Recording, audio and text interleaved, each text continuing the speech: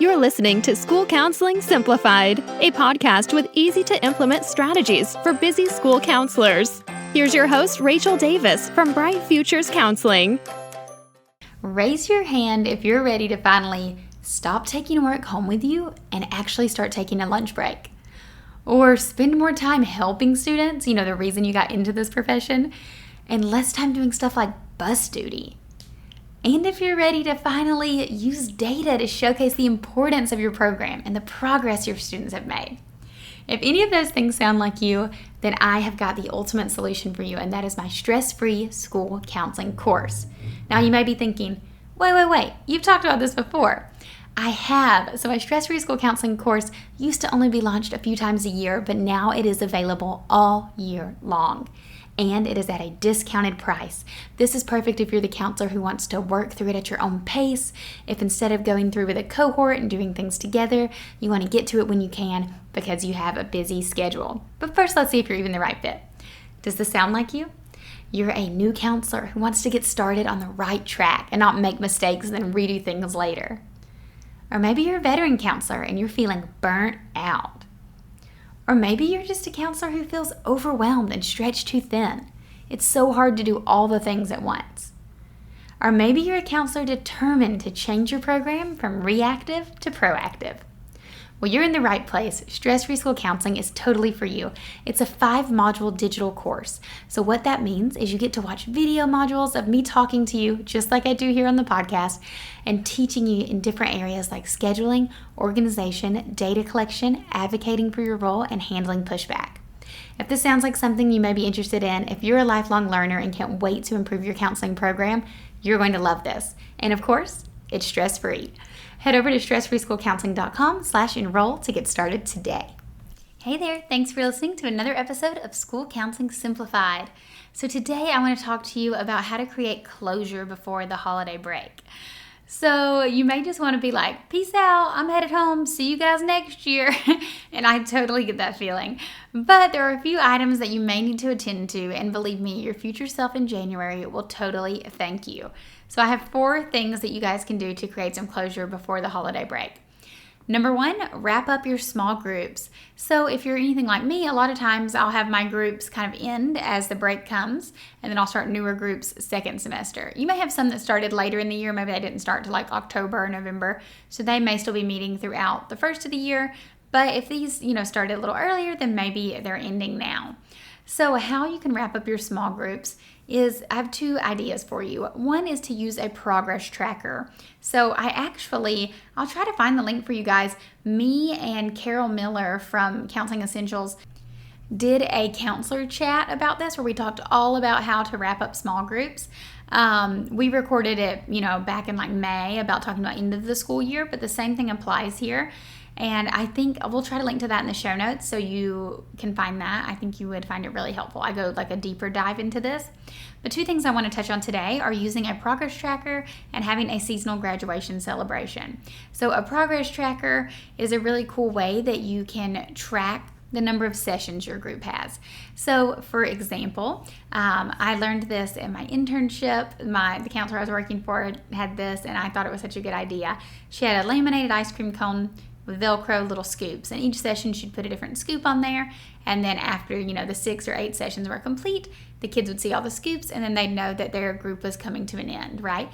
So it's a way to make the group termination process easier. Now that I say that, I actually have a blog post on the group termination process that we'll link to in the show notes. But having this progress tracker allows you to communicate with students how many sessions they have remaining. This way they're not surprised when you get to that last session, and they feel prepared and ready for the group to end. And you can have as much fun with it as you want. You could do like a reusable one, like I talked about the ice cream cone being laminated, but you could make it match your group's theme. So I've done this before where if I have I've had a hiking themed goal setting group, and each week would be like a different hiking symbol. So we'll have like a compass or a water bottle or a tent, something like that. Or you could make it reflect your students' interest. So if your group is, they all really love Legos or something, or that's the popular thing right now, then you could have it Lego themed. So you can get creative with it, personalize it, to get your students engaged. But it's just a cool way for the kids to kind of anticipate how many sessions they have left. So this is something you would kind of start, ideally at the beginning of your group, But if you're listening to this now and it's like you only got 1 or 2 sessions left, you can kind of do it together, like review. Like, okay, guys, remember the first week we learned this, put it on. The second week we learned this, put it on. And then, this week we're going to learn this, stick it on, and then next week will be our last one. So it's not too late to start. And then going forward, you could always do these, earlier in the group. And then I recommend that you have a little celebration party. So I love to do a celebration. You could even do a seasonal one. Make it fun just for the kids to celebrate their progress and that they are graduating from their counseling group. So one thing I like to do is write their names on poster boards, and then the other kids in the group go around and write nice comments about them, and then they get to take it home. So that's a really cool idea that you could do as well when wrapping up small groups. Now, the second thing I have for you is to support all students. So you may be thinking like, yeah, obviously, but I want you to remember that the holidays aren't a happy time for everyone, right? So for a lot of our students, it's a really hard time. A lot of our students, any kind of break is a really hard time because maybe food's not as consistent as it is when they have school lunch, or maybe, their parents work a ton and so they're going to be spending a lot of time alone. They're used to having them in school, and they don't have other childcare arranged, something like that. So it's not always a happy time for everyone. Maybe they have, some family drama going on with extended family coming in town and people are going to be arguing, or maybe parents are like partying a little more on New Year's, and there's a lot of things that could happen. So we want to make sure that these kiddos feel supported. So a few things we could do is help them have coping strategies in their toolbox. So review with them like, potential scenarios that could happen at the holidays, things maybe they're anticipating or nervous about, and then coping strategies that they can use when that situation arises, and they can practice these with you so they feel prepared to use them independently. You can also help them identify a support system. So who are people that you can see over the holiday break? You're not going to be able to see me because we're out of school, or you're not going to be able to see your teacher, but who are some, family members or community members that you can identify, or friends that you can identify as a support system during the holiday season. And then lastly, community resources. You want to make sure that these kids are tied in to the community resources during this time that the school will not be open. So for example, I mentioned food. So I know, several communities and schools have food that they offer during breaks. Over summer break, you could get lunches or a backpack of food. Similarly, over winter break. So just find out the options for these kiddos, and you can have it prepared for them and give those resources to their parents. I just have a memory of this one student. I think it was actually before Thanksgiving break, but she came up to me and she was telling me like her and her brother, shoes, it was getting cold and their like toes were sticking out of their shoes. So we were able to help them get some new shoes, do turkeys, anything like that. There's a lot of community resources out there. As you know, I feel like around the holidays, people give more and more and more than they do any other time of year. So there might be some untapped charitable resources that you can use for your students that you may not even know about. So do some research, find out what your community offers, and then get parents and kids connected to what they need. Okay, my third tip with you for creating closure before the holiday break is to leave with an organized desk. Now, I say desk, but I really mean everything. Like just leave kind of organized. I know it can be chaotic this time of year, but if you take some time to organize your desk, organize your desktop, tidy up your office, you're going to be so thankful when you return back in January, and you'll probably have some of that, New Year's enthusiasm, and you'll be feeling good and clean and all Marie Kondo'd. A couple things you can do digitally here as well, or to update your counseling log. So, get your counseling log up to date. Remember, your counseling log is where you're tracking the student sessions that you've seen that week, for how many minutes you met with them, like a brief summary of what you worked on.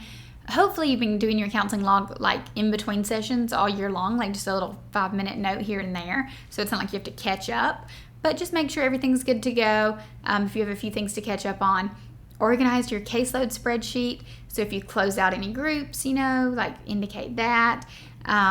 Just kind of get tabs on everyone. So then when you get back, you know exactly who's in which group, who you're seeing individually, who you're still waiting on referrals for. Anything you need to follow up with, you can do on that caseload spreadsheet. So I have templates for both the counseling log and the counseling spreadsheet. I actually call it the counseling hub because I like to use them together, and I'll link to that in the show notes for you guys.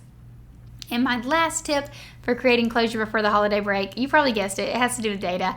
It's to do a data check-in. So gather those post-services results from self-assessments and behavior surveys.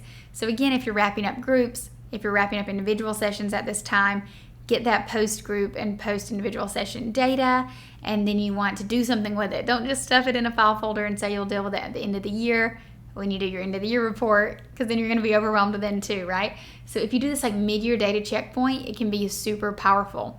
I think I have a podcast episode on a mid-year data checkpoint actually, so I will try to find that and link to that in the show notes too. Lots of links today, guys. But doing a mid-year data checkpoint does a couple of things.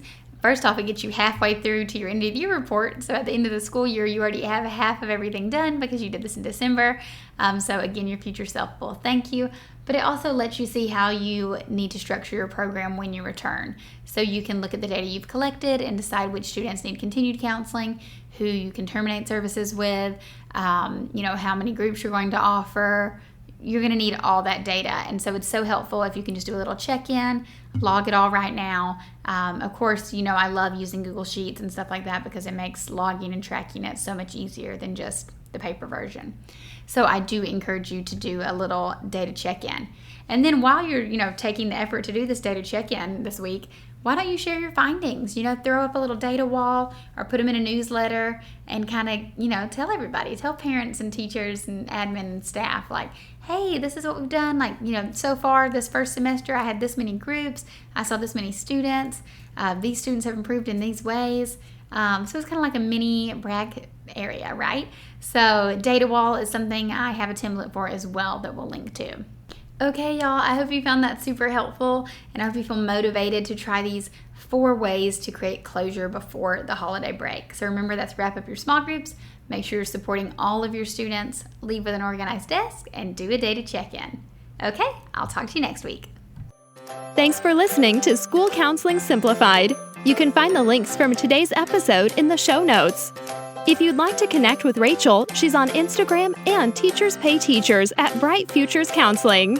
Be sure to subscribe to the podcast so you don't miss any episodes of School Counseling Simplified. Talk to you next week.